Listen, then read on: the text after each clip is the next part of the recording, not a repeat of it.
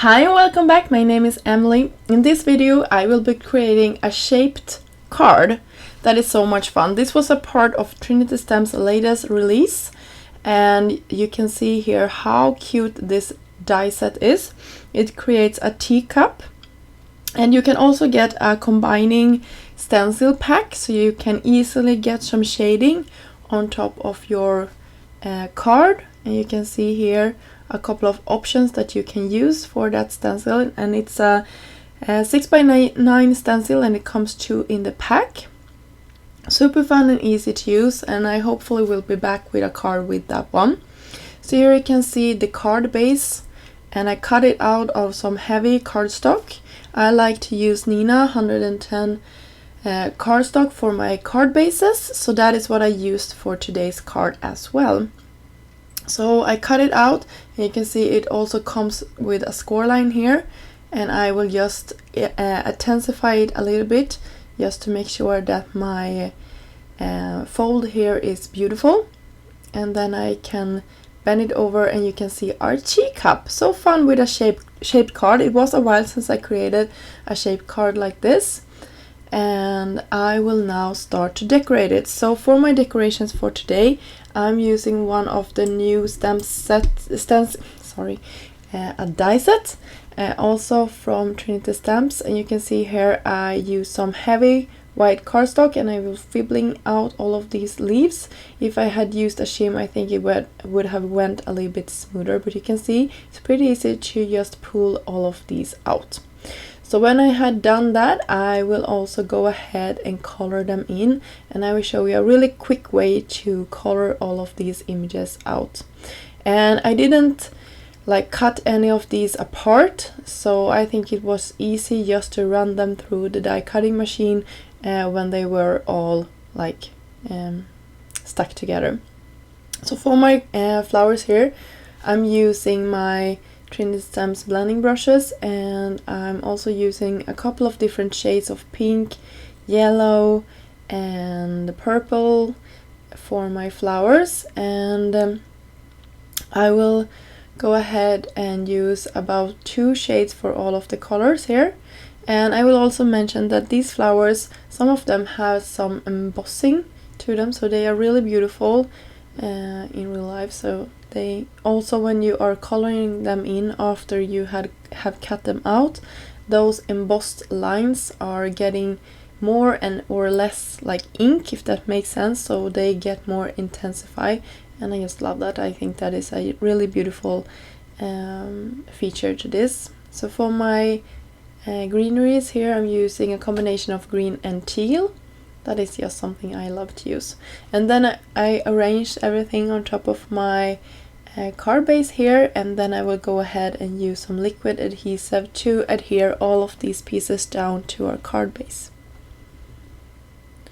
So you can see here, and also comes with a couple of pieces that can create the inside of the cup, and you will see here in a second that I will actually put them down in the wrong order. In my finished card you will see how they should be put together, so you don't get confused. I was laying everything out and thought it looked good, but when I realized my mistake, I couldn't believe I did it actually, because it makes such a big difference in the end, or the finished result I should say, when you put it the other way around. So you will see in a second here how you should put this together, or actually in the still photos at the end. So that was quite funny, or quite sad, depending on how you're looking at it. So here I go, and just using my liquid adhesive. I didn't want to use too much dimension, since this was a shaped card.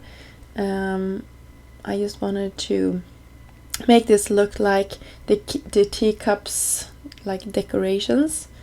So I wanted to keep this quite soft, and that is also why I chose really soft and pale colors for the inside of my mug there. You could do some more exciting things, maybe making it look like the teacup is having something containing in something, I should say, but I wanted this to look like an empty, clean teacup with just some fun border or decorations on top of it.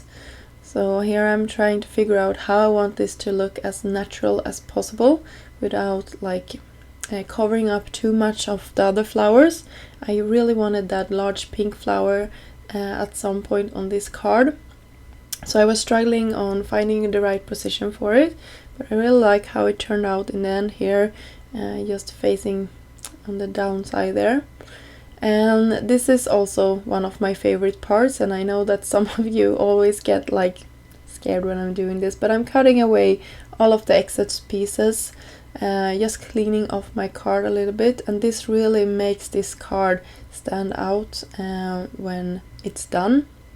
And by the way, if you wanted this card to be able to stand up, you might be needing to cut away just a little bit at the bottom here so it has a straight edge, because you can see it's quite curved at the moment. And I personally really like it, and my cards never stand on my desk. I'm using a clipboard or something like that if I want to decorate my craft room with them. So for me that is no problem, but if the recipient want to decorate their craft room with them or whatever, that is a good tip, just to cut a little bit off the bottom of this card and you can make it stand up. So for decorating the centerpieces of my card base, I'm using some pearls here. I will link them. By the way, all of the products I'm using in this video are linked in the description box down below, so if you want to find them you can always click there. And when I had put the like pearls into the center of my flowers, I decided that I wanted them to go and cover up some of the more of the white parts on this card. So I just scattered them around my card base, and I just love how it turned out. And for my sentiment, I went in with an older stamp set from Trinity Stamps that I really like. This is a sentiment from almost every occasion, and I just love it. I've used it a ton in both videos and in my personal like card making. I love it. Let's Get Together I thought fit this card really nicely, so I just white heat embossed it on top of some black cardstock, and that finished this project off. So here is the real deal. Here is how you should put that like upper part together. Until next time, I hope you have a great day. Bye!